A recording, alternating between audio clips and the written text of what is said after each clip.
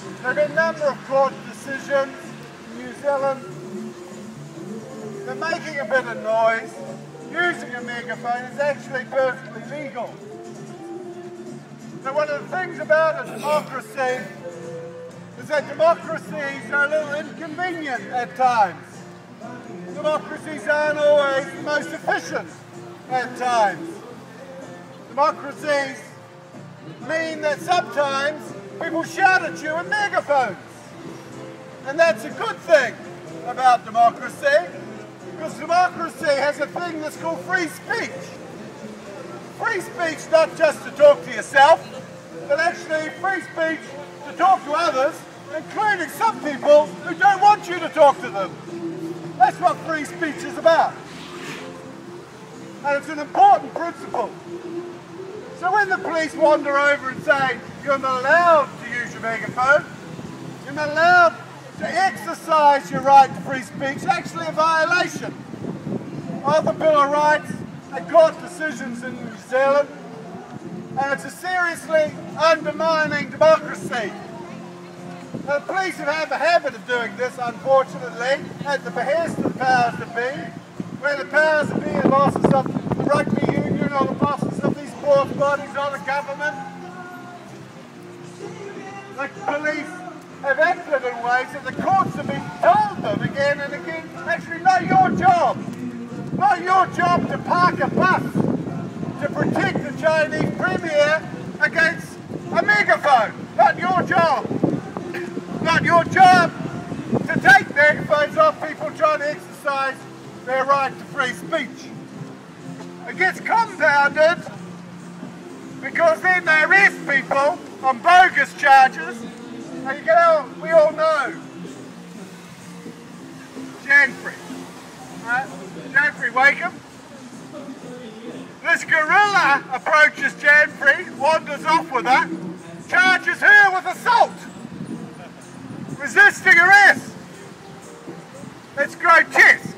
It's actually embarrassing. I would have been embarrassed if I was the policeman to have arrested Janfrey, grandmother, arrested her. Right, come and arrest this one. There's your grandmother. Sorry, abusing Janfrey. It would have been very embarrassing to me if I was the cop, arresting Janfrey and then charging her with resisting arrest. The guy arrested her was about 6'6", very wide around the girth. She was half his size, couldn't have resisted him grabbing her, wandering off, and nor did she. But they charge you with these offences, which not only waste the court's time, waste the policeman's time, waste our time,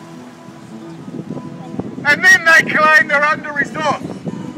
What you always find is that there is never a lack of policemen for policing protests. There's only a lack of policemen when you've got real crimes to report. Then you can never find them. But for a protest or a picket or anything else, they always seem to have hundreds and hundreds of them and parked in buses all over the place waiting for the excitement of arresting a couple of protesters. Well, it isn't very exciting, it's a waste of money, and it's profoundly undemocratic, actually. And that's the important thing. Because if we really wanted to, there's nothing in there that we couldn't stop. We could have people hanging out of all these trees around here. We could do things to the grounds. We could do all sorts of things. It takes no imagination to stop a tennis game. No imagination whatsoever. And we could stop the tennis game any time we wanted to. We don't care to, actually. But what we do care to is to exercise our right of free speech, our right to protest. So when you deny us that right, you actually encourage us to do some of those other things that you may not like. Because this is important. You shut this down, you get your other things.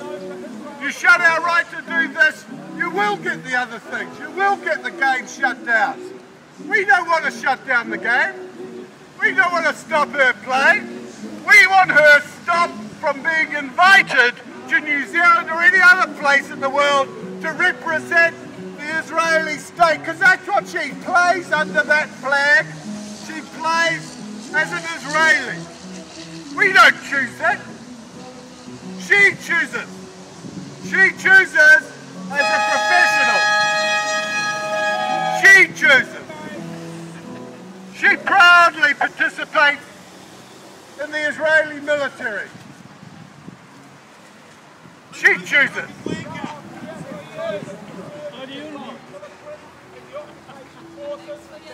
The people of Palestine who live under appalling conditions have asked the world to boycott the Palestinians of Israel.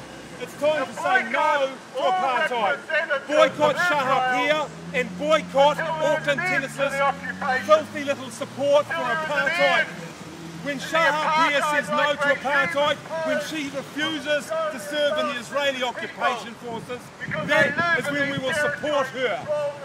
By the Israeli state and military. So they are allowed to play games in their playing fields, because that is what they are denied. Palestinian people are denied the basic right to enjoy sport like the Israeli citizens are able to do.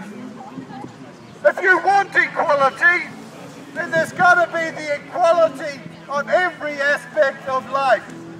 The equality of playing sport, not having your sports fields dug up, bulldozed and bombed, not having your children killed from sniper fire or Israeli military sniper fire while they're playing games in their fields, not having your athletes prevented from representing your country because they want to represent Palestine. So they are denied the right to leave the Palestinian territories, denied the right to train together as Palestinians in the Palestinian territories, denied the right to live free lives as sports people, so long as the apartheid-like regime and military terror of the Israeli state keeps those people in subjugation and military encirclement, so long as they build walls that separate villages from one another, so long as they build highways that only one race can use, so long as they build settlements that only one race can live in, so long as they take the water, they take the land, they take the vineyards, so long as they do all of these things, Israel will be boycotted. Israel will be boycotted, and her sports representatives, and her economic representatives, and her political representatives, we will seek shutting down the sports, shutting down the Israeli embassy. We don't want any Israeli embassy in this country, don't need one. We want to close down the visa programs that are set up with Israel. We want to close down any special relationship this state or its people get, so long as they occupy by force and terrorize millions of Palestinian people.